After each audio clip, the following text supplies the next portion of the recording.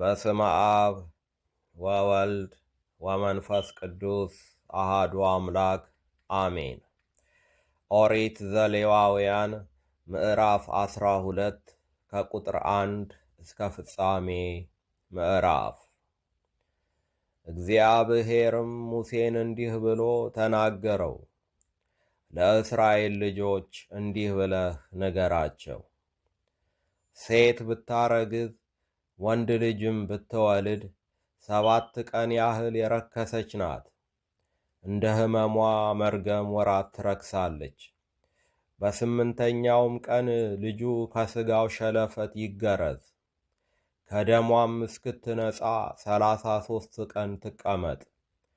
የመንጻቷ ቀንም እስኪፈጸም ድረስ የተቀደሰን ነገር አትንካ፣ ወደ መቅደስም አትግባ። ሴት ልጅም ብትወልድ እንደ መርገሟ ወራት 2 ሳምንት ያህል የረከሰች ናት። ከደሟም እስክትነጻ ድረስ 66 ቀን ትቀመጥ።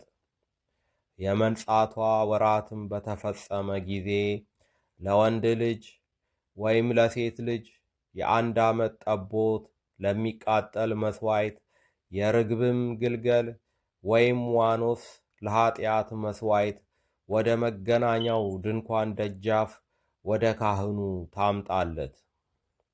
እርሱም በእግዚአብሔር ፊት ያቀርበዋል፣ ያስተሰርይላትማል። ከደሟም ፈሳሽ ትነጻለች።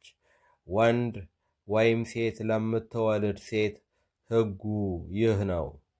ጠቦት ለማምጣት ገንዘቧ ያልበቃት እንደሆነ 2 ዋኖሶች ወይም 2 የርግብ ግልገሎች፣ አንዱን ለሚቃጠል መሥዋዕት ሌላውንም ለኀጢአት መሥዋዕት ታቀርባለች።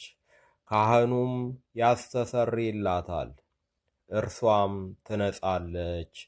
ይቆየን። ወስብሐት ለእግዚአብሔር።